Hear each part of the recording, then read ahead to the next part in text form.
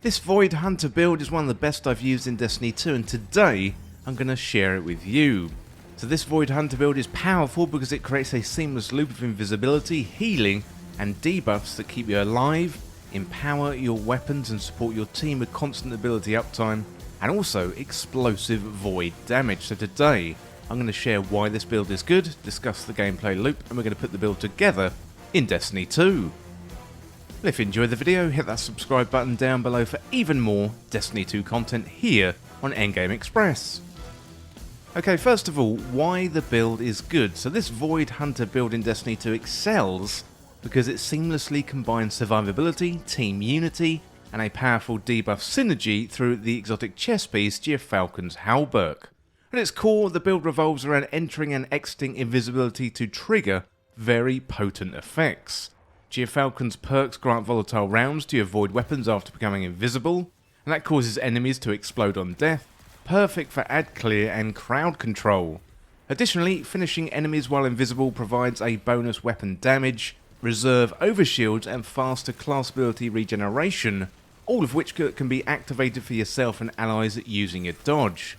This means every invisibility loop is not just a defensive tool, but also a damage and support engine. Well, the subclass setup further enhances the loop, so abilities like Snare Bomb and Scatter Grenade apply weakening effects, and that pairs really well with the stylish Executioner aspect to trigger invisibility after every kill on a debuff target. So this in turn makes your next melee weaken enemies again, creating a loop of weakening invisibility and empowering attacks. Your On the Prowl aspect then identifies priority targets, and defeating them creates a weakening smoke cloud that also grants invisibility and boosts ability and reload speed for you and your team.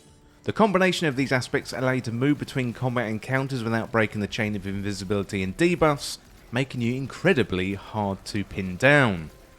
The choice of fragments also reinforces the engine by amplifying the effects of each interaction.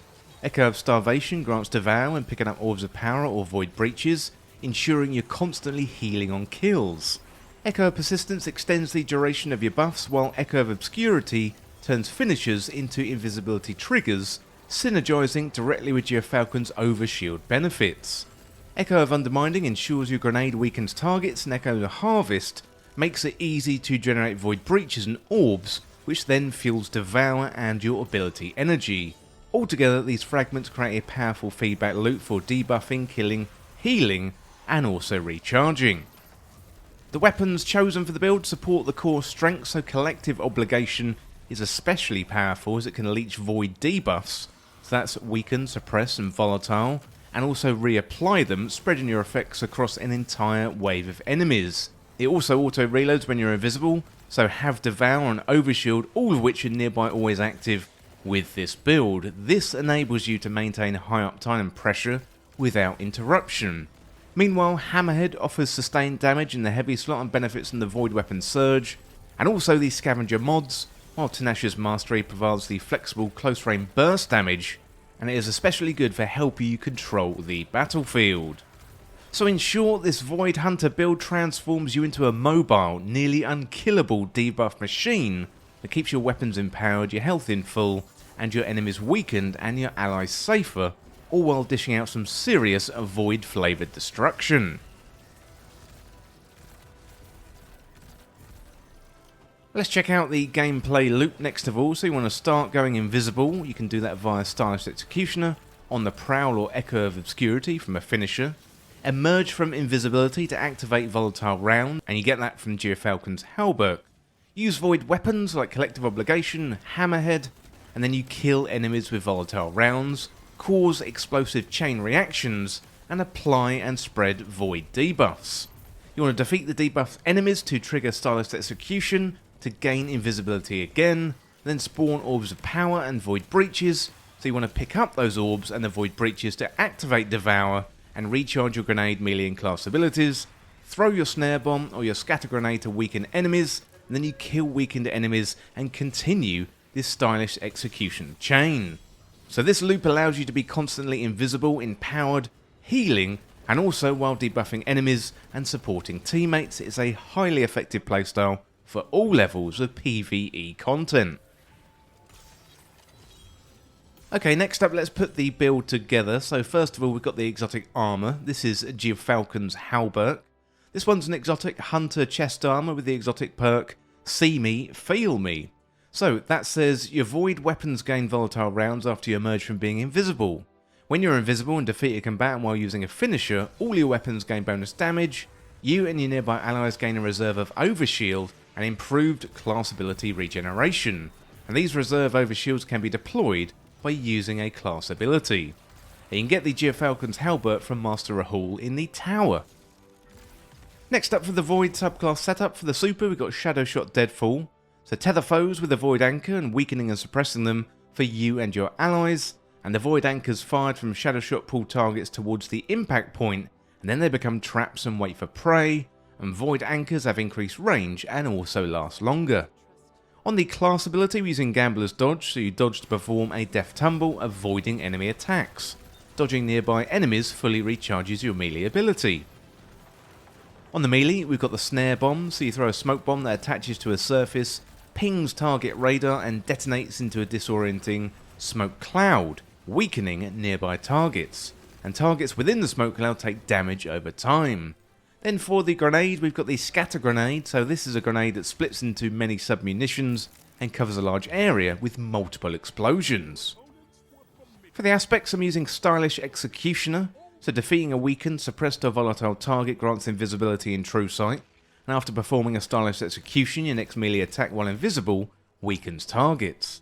Then we've got On the Prowl, so entering invisibility marks a nearby combatant as a priority target for you and your team.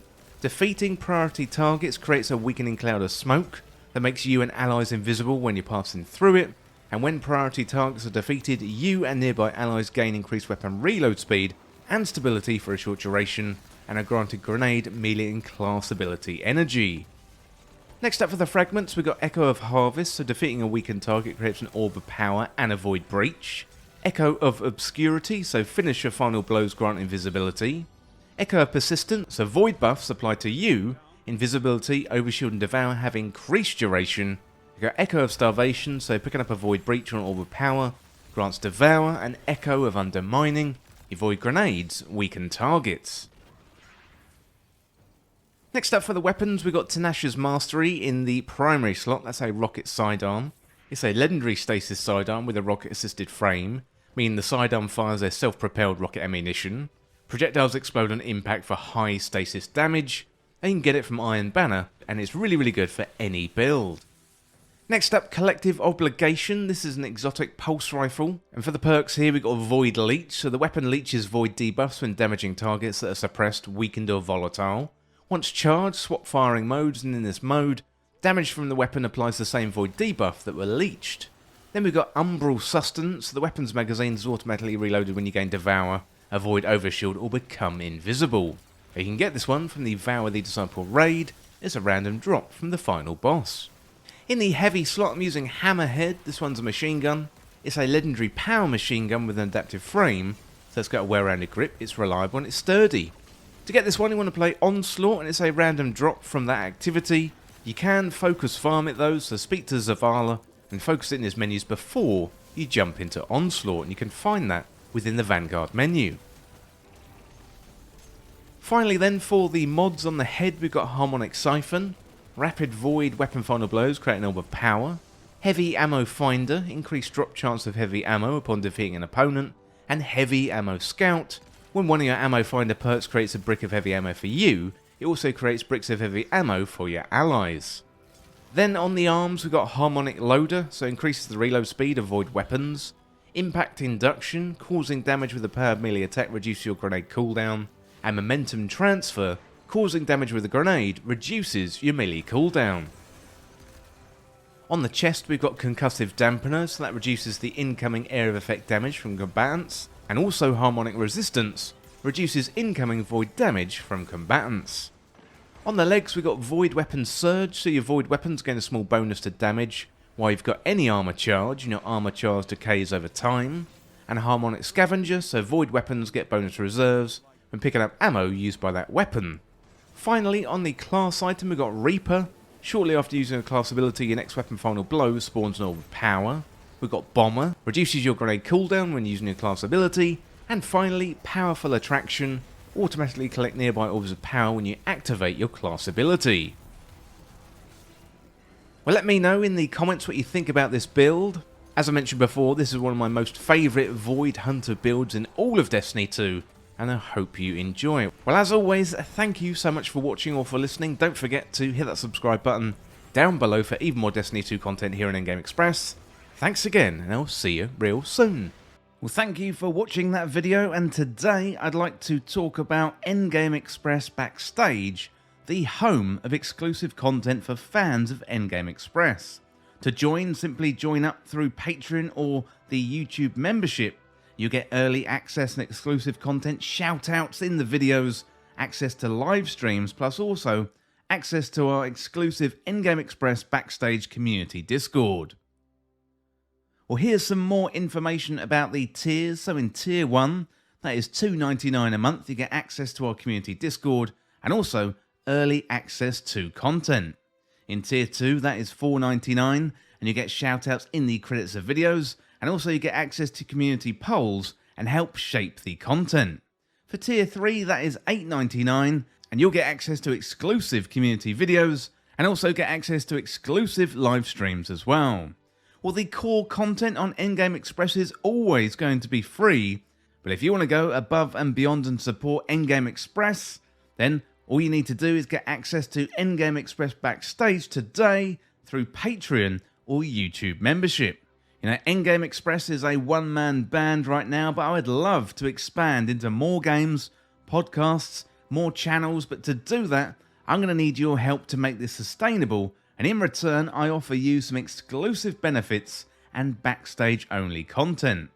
Well, if you enjoy Endgame Express, then consider Endgame Express Backstage today. You can hit that membership button right down below, or you can find us on the Patreon links, and you'll find those links in the description. Well, thank you for listening, and thank you once again for watching, and I'll see you very soon.